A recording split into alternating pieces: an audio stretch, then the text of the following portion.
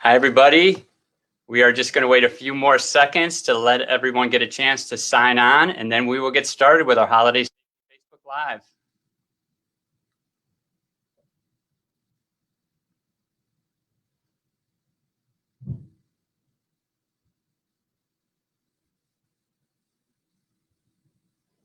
In the meantime, I will say, while we're waiting for people to sign on, we are giving away some Amazon gift cards. So if to enter and automatically be entered into a drawing, please just put anything in the comments. It could be how you heard about this Facebook Live, any ideas for future Facebook Lives, or where you're from. But put something in the comments and you will automatically be entered to win a Amazon gift card for the holidays. And we'll get started in probably about 30 seconds.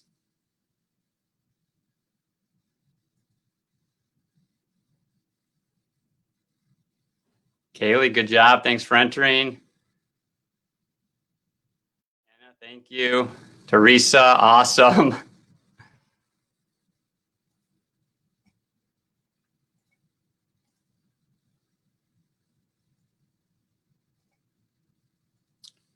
Okay. Well, hello, everybody. We are really excited for today for our Facebook Live. My name is Gary Carton, and I'm with Safe Kids Worldwide. I know we're also very excited for the holidays and everyone to get a little peace of mind and some relaxation, but we don't want preventable injuries to get in the way. So today is all about holiday safety. And we have got the perfect experts for you today who are going to share some simple but really important reminders to keep kids safe at home, at play, and on the road, and hopefully give parents some much deserved peace of mind over the holidays. As I just mentioned, we're also giving away a few Amazon gift cards. So if you're anything like me and you waited to do your shopping to the last minute, we've got you covered. To enter, just please put any type of comment into the comments section. We'd love to know how you heard about this Facebook Live, or if you have ideas for future Facebook Lives that we can do next year, or even where you're from or how many kids you have, just something, and you will automatically be entered into a drawing to win Amazon gift card. So that's about it. Let's get right into it. Our first expert is Dr. Katie Donnelly. She is an ER doctor at Children's National in Washington, D.C.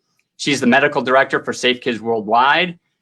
She doesn't like me to say too much, but she is a total hero. I've been working with her for a little bit right now, completely dedicated to her life to children and families. And we're so grateful for all you do, Katie. Thank you so much for joining us.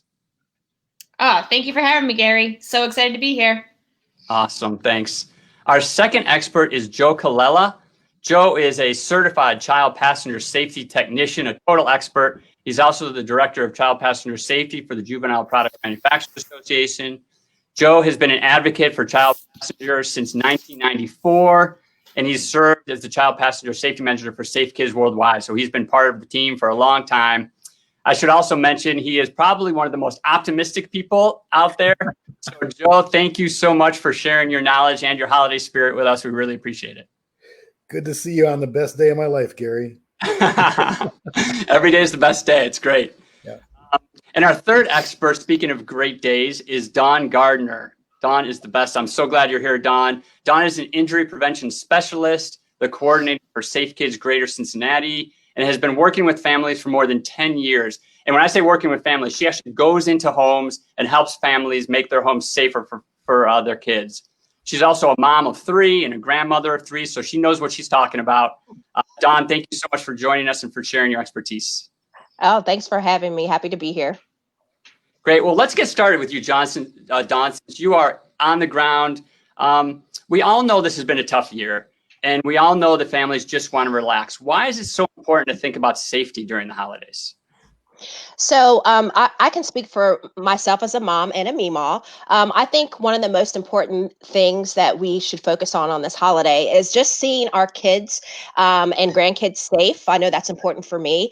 So I want to see them happy and I want to see them injury free. I look forward to spending time with them at home. And so safety has to be an important priority, just so that we don't end up in a local emergency room over the holidays for an injury that I know could have been prevented. That's a great point. And that's the whole purpose, is there are little things that we can do that can make a big difference later. And that gets us perfectly into Dr. Donnelly, who will be in the emergency room and hopefully not seeing anyone over the holidays. But Dr. Donnelly, you've got some great tips. And why don't we start with the holidays? This is about the gift of giving. And what are some things that parents can do to be thinking about ways that they can incorporate safety into their holiday gift giving plans? Yeah. So I think the first biggest thing parents can do is read all the labels and warnings on any toy you're buying. I know when I'm out there shopping for my nephews, I think this is going to be really cool, but it's for a kid that's way too old. So really look at that and think if your child's ready for that toy, both by their age and their development. And then once you get that toy in the home, keep it with the kids whose age is appropriate for. So keep those toys that are ages 8 and up, away from your 3-year-old, or otherwise, I really don't want to see any child in the ED because they swallowed a piece of a toy that they shouldn't have got their hands on. And Dawn, you're in the homes. Is that easy for parents to do? Is there something you can say that, a way to separate it? Do you have anything to add?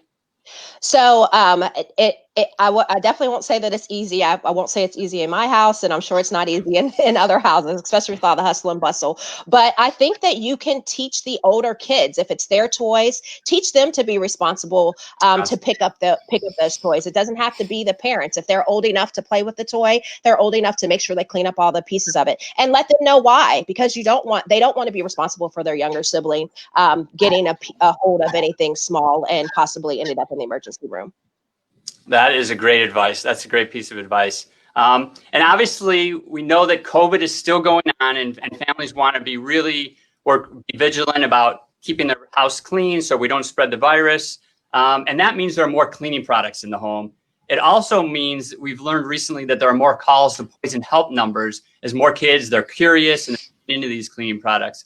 Dr. Donnelly, are there any tips that you have for parents to keep kids safe around cleaning products during the holidays?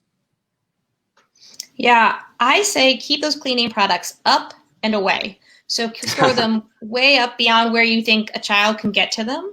And away means they're in a closed and, if possible, locked cabinet so they can't get at them. Kids are really ingenious about how they're going to get to things and curious about everything. So if it's available to them, they will try it out. And then keep everything in its original products, in its original container. The number of times I've seen a kid come in because they thought something was Gatorade or Mountain Dew, and it's actually antifreeze or Fabuloso is a problem.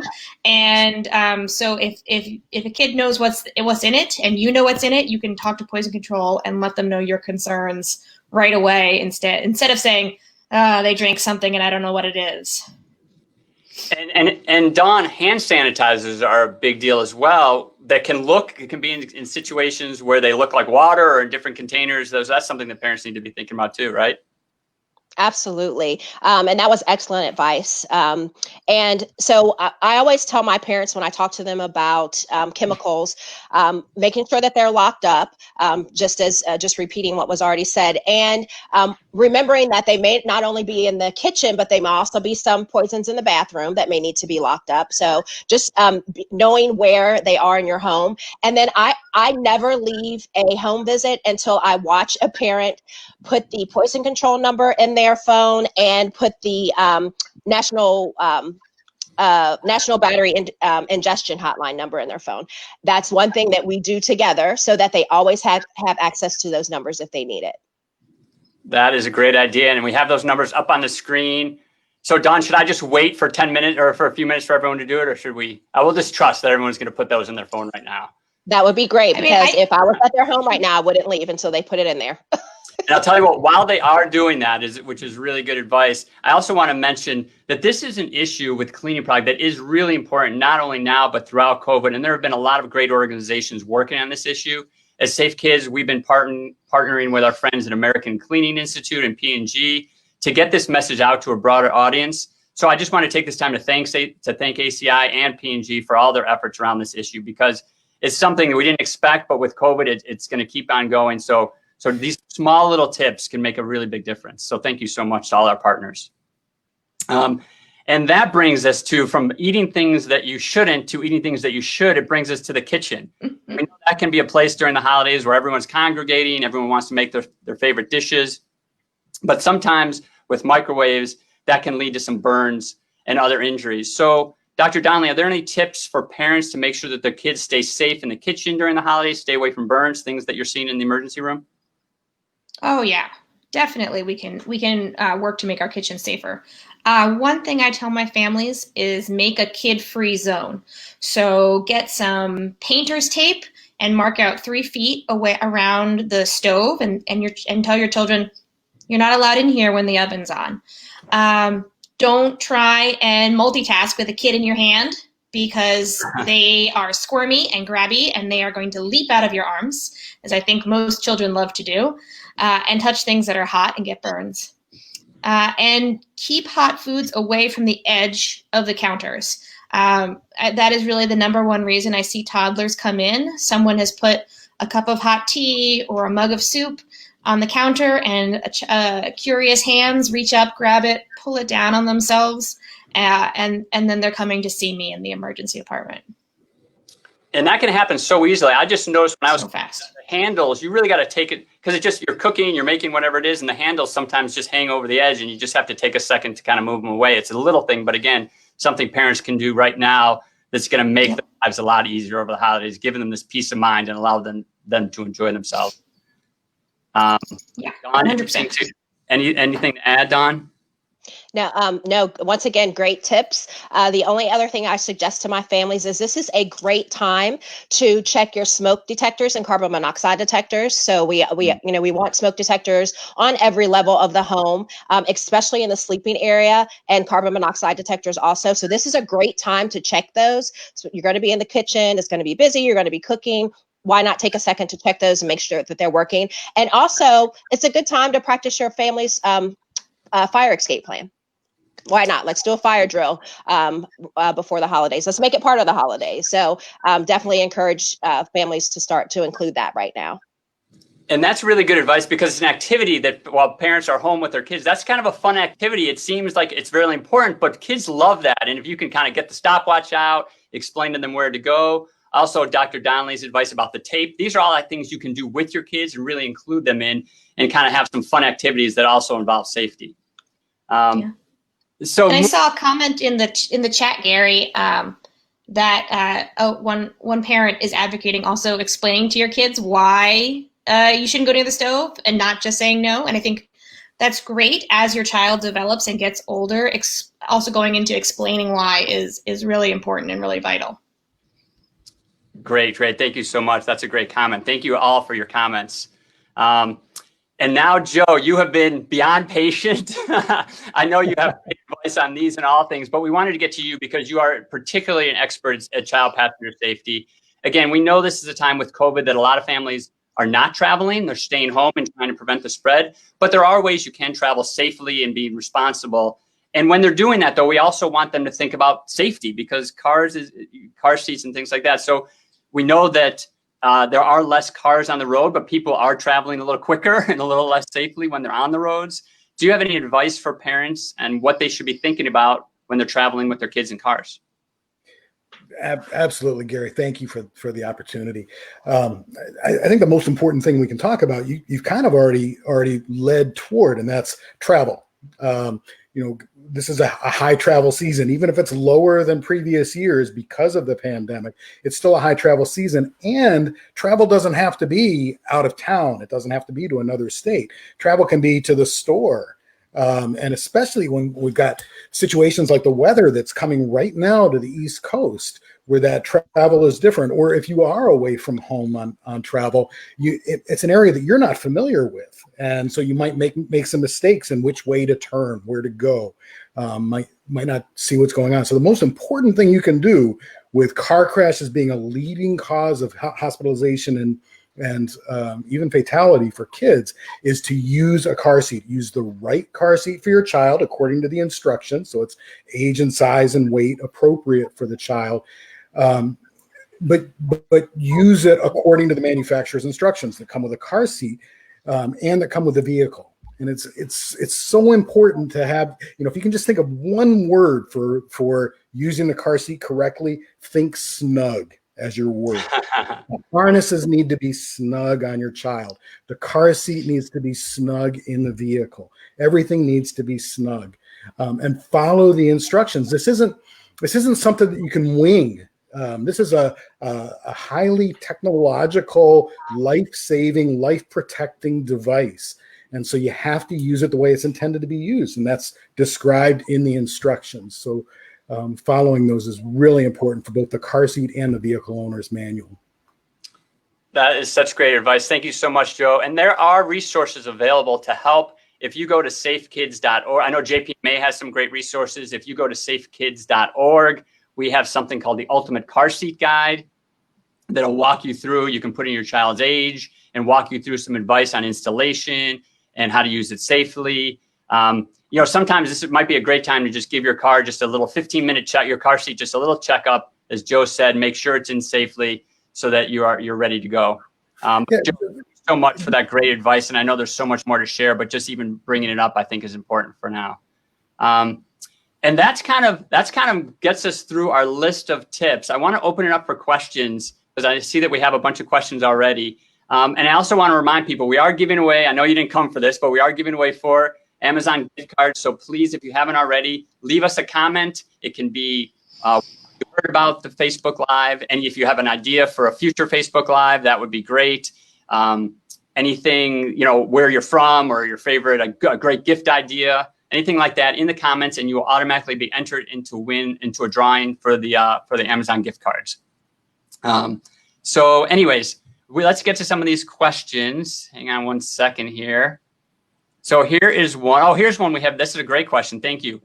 Any safety tips for when I'm decorating the tree with my little ones? That's a good point, because trees, we didn't talk about that, but a lot of people have trees or menorahs where there's candles. Any safety tips for things like that? Dr. Donnelly, you want to take that one? Yeah, totally. And we're seeing record numbers of people buying their first real Christmas tree this year. They're all sold out.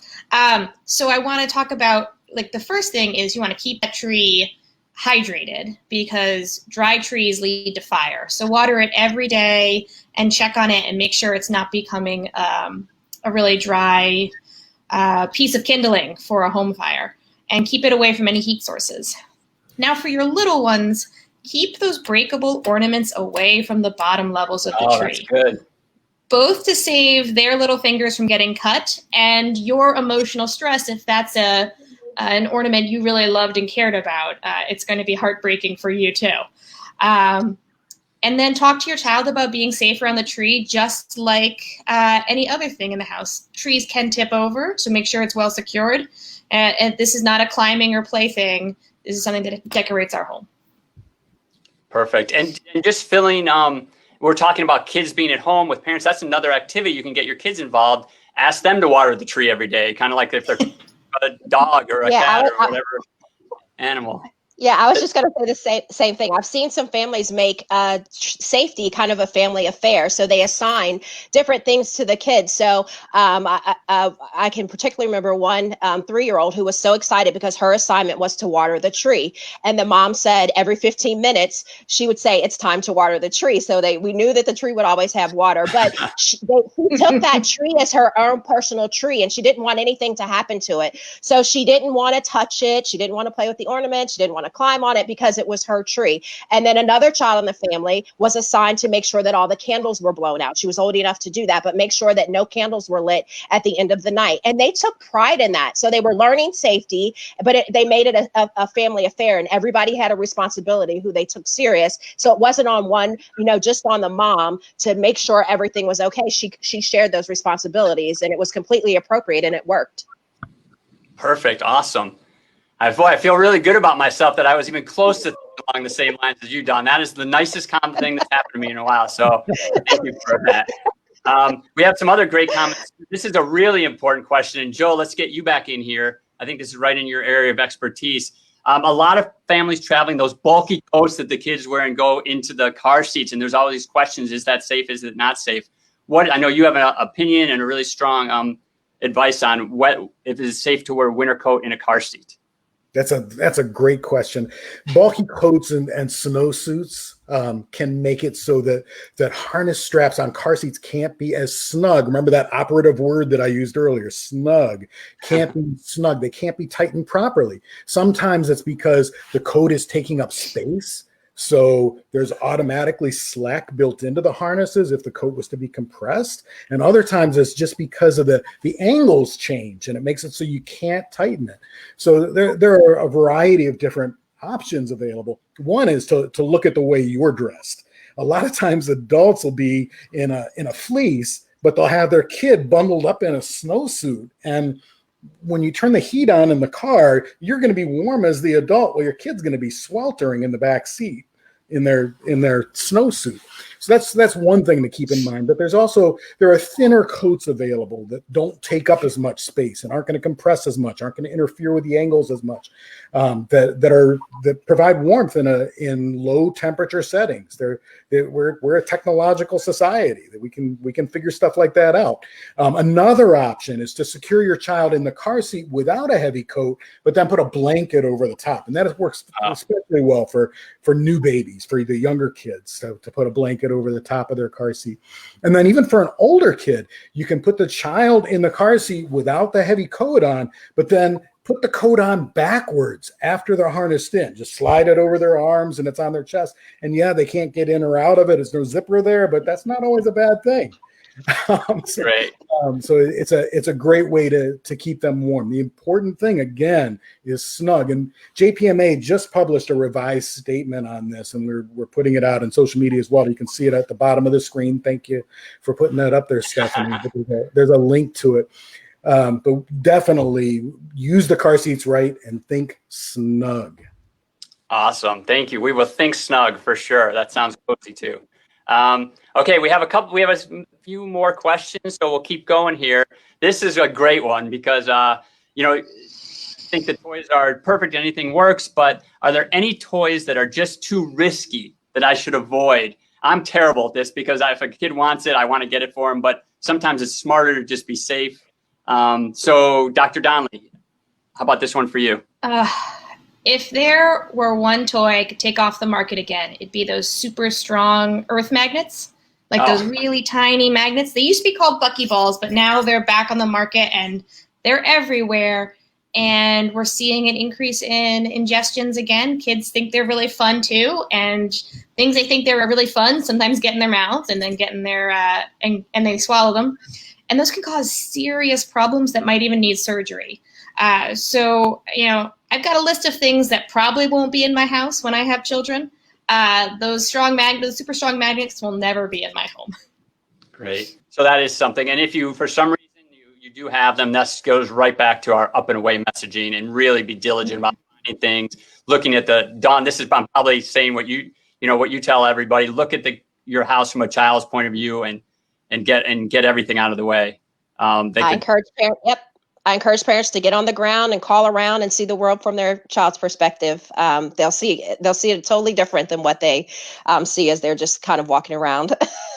So can you just go around to every single house in the country this holiday season? If I could, I absolutely would. Yeah. I can't think of anyone better. That would be great. Well, we have just a few more questions here. Let's see. I've been so busy and my older kids are helping out more in the kitchen. Any tips that I should let them know about? That's a good point, because we do think about younger kids, but older kids sometimes are helping out and need to do more. Dawn, since you're right there, you want to take this one?